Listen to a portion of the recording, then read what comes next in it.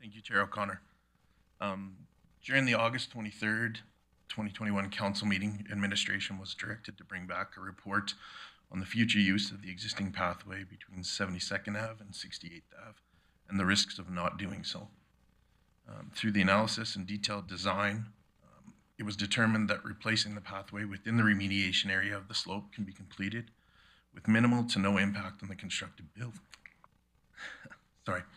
with minimal to no impact on the constructability of the slope, and will still provide a product that would be deemed stable for the reasonable design life of an asphalt pathway.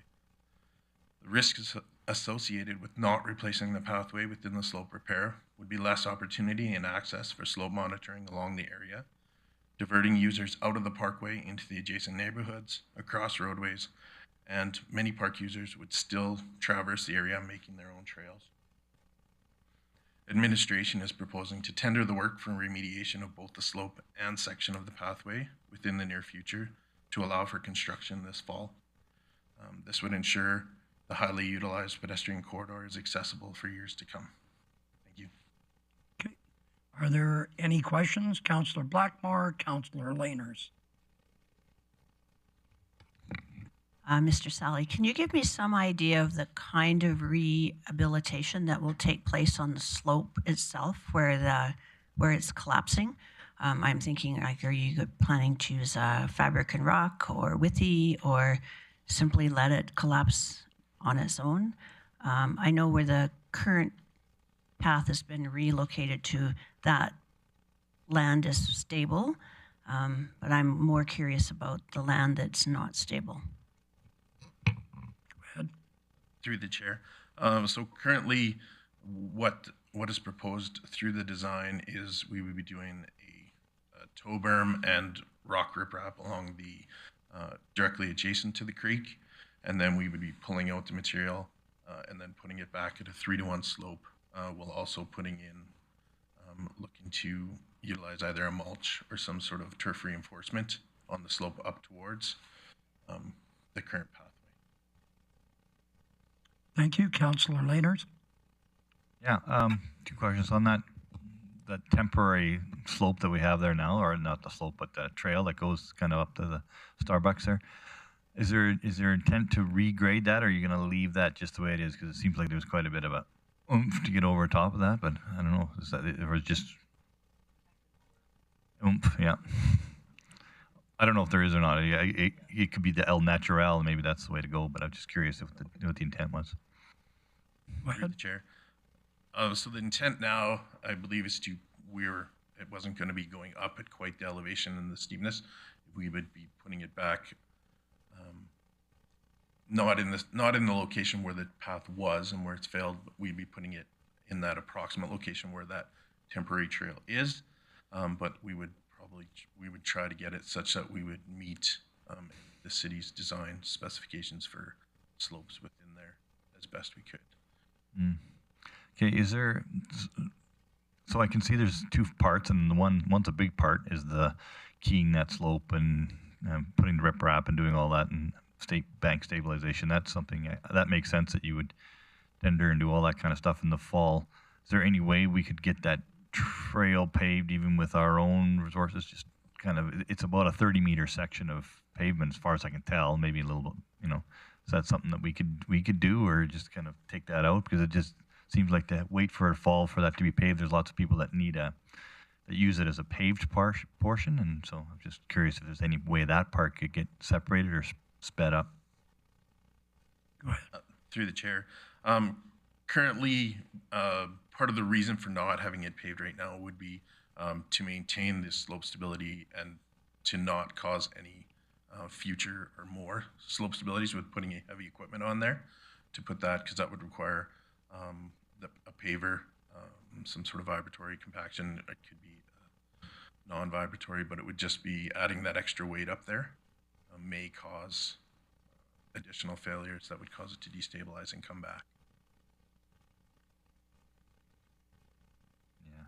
I'm not sure that the little trail pavers that we have aren't that bad. If we're putting the trail where we think it's got a 50-year life, I hope that little bit of vibration is not going to bring the whole thing down. But I don't know, something to consider, because I think that would be waiting again till September or October for that trail to be paved seems like a long time, but hopefully we can manage something.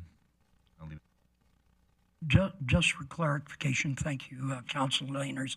Just for clarification, you want to make sure that the bank is stable before you put any weight or anything up top. I'm reading that correctly?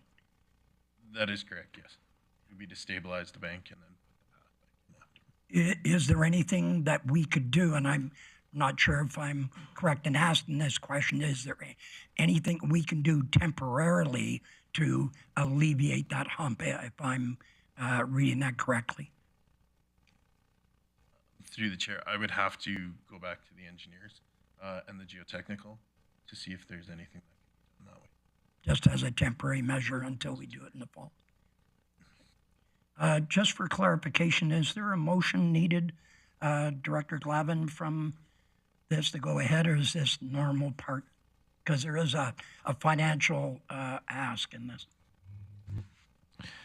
Thank you, Chair O'Connor. The resources to complete the work were approved in the capital plan last year, and there is no additional money needed to complete the project. The only money referenced in here, I think, is the $44,000, which I think was the approximate cost of creating, what the path is worth within that project. And if council did not want to replace the path, we could pull that out of the tender, but it would be administration's recommendation to go with what we have approved in the budget. And in order for administration to continue with that work, all that this report needs to do is to be accepted for information. We don't need any further direction. Okay, thank you very much. Councillor Blackmore. I would make that motion that committee receive this for information. And I would just add one comment about the path. I think if you maintain chipping, like the wood chips on it, it's a pretty smooth and easy to it's easy to use. Lots of bikes are using it. I don't see people in wheelchairs down there, but I think it would still be easy to use. I don't see an issue with it waiting and going with the tender. Okay. Any other further comments? If not, thank you very much for your report.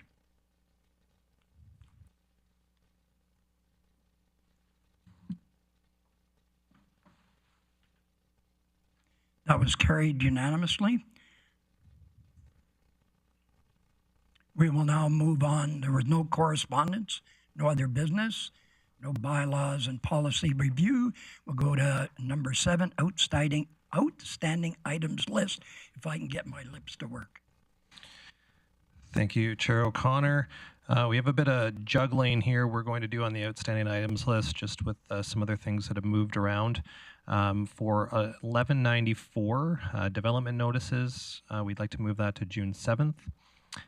For item 1165, Richmond Industrial Park, we're still working with the stakeholders, and the timing looks like it's going to be more appropriate to have everybody together on June 21st to have that back at committee. For item 1192, Policy 611, we're going to move that to June 7th. And item 1151, Snow and Ice, we initially had for June 30th, but however, we may have that ready for next committee meeting earlier than expected. And then we have a couple of items that aren't on the oil that will be at next committee as well.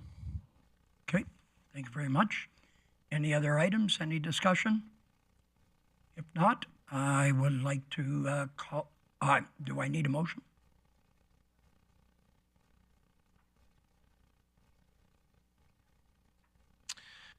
Thank you, Chair O'Connor. Yes, the item 1158 for 68th Avenue was dealt with today and can be taken off. Okay. Mayor Clayton. I would move that committee accept the outstanding items list as amended. Call the question.